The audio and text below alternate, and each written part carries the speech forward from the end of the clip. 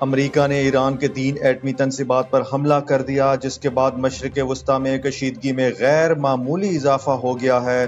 امریکی صدر Donald Trump نے سماجی رابطے کی ویب سائٹ ایکس پر جاری بیان میں کہا ہے کہ فردو، نیتنز اور اصفہان میں واقع ایٹمی تنصیبات کو نشانہ بنایا گیا ہے، جن میں فردو کی تنصیب مکمل طور پر تباہ کر دی گئی ہے۔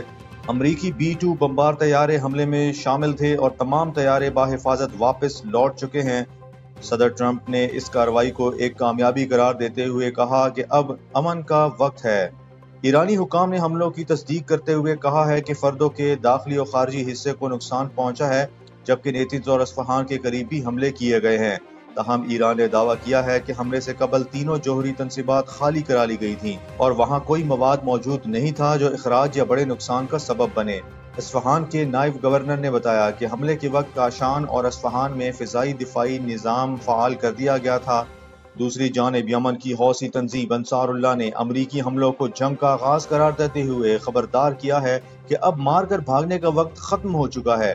تنظیم نے واضح کیا کہ جوہری تنصیبات پر حملہ جنگ کے خاتمے کی نہیں بلکہ آغاز کی علامت ہے۔ ایران پر امریکی حملوں کے بعد صدر ڈونلڈ ٹرمپ کے اعلان پر امریکی قانون سازوں کا ابتدائی رد عمل سامنے آ گیا۔ جنوبی کیرولائنا کے سینیٹر لینڈسی گراہم اور ریپبلکن سینیٹر راجر ویکر نے ٹرمپ کے فیصلے کی حمایت کرتے ہوئے اسے درست اور سوچا سمجھا قدم قرار دے دیا۔ ان کا کہنا تھا کہ ایران کو یہ سزا ملنی چاہیے تھی۔ دوسری جانب کچھ ارکان کانگریس نے فیصلے پر تنقید بھی کی۔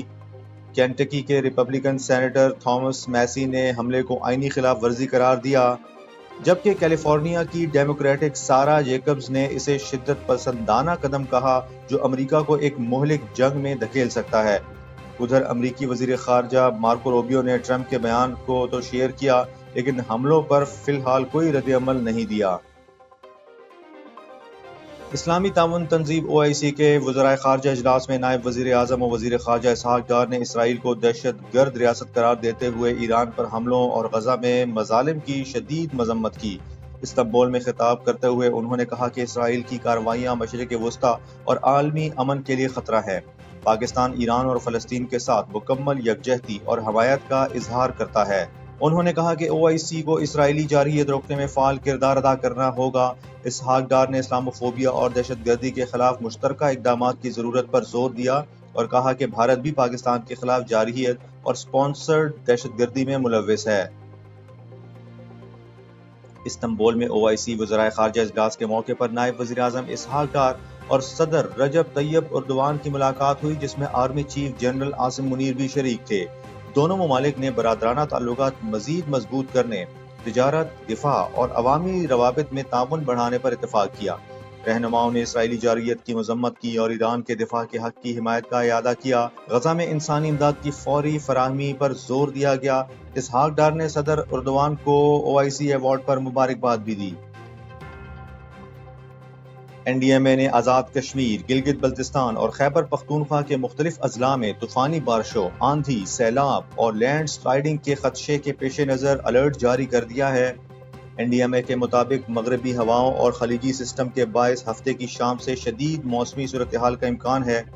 ندی نالوں میں طغیانی، پہاڑی علاقوں میں لینڈ سلائیڈنگ اور ٹریفک کی بندش کا خطرہ ہے۔ شہریوں کو غیر ضروری سفر، ندی نالوں اور ڈھلوانوں کے قریب جانے سے گریز، قیمتی اشیاء مویشیوں کو محفوظ مقام پر منتقل کرنے اور گاڑیوں کو محفوظ جگہ پر پارک کرنے کی ہدایت کی گئی ہے۔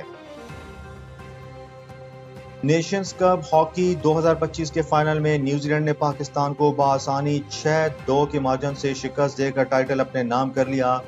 کوالالمپور کے نیشنل ہاکی اسٹیڈیم میں کھیلے گئے اس میچ میں نیوزی لینڈ نے آغاز ہی سے مکمل برتری برقرار رکھی۔ پہلے کوارٹر میں نیوزی لینڈ نے 2-0 کی برتری حاصل کی۔ دوسرے کوارٹر میں مزید 3 گول کیے گئے اور سکور 5-0 ہو گیا۔ تیسرے کوارٹر میں پاکستان کی جانب سے ذکریہ حیات نے پہلا گول سکور کیا۔ چوتھے کوارٹر میں نیوزی لینڈ نے ایک اور گول کیا، جس کے بعد پاکستان کے سفیان خان نے پینلٹی کارنر پر دوسرا گول سکور کیا۔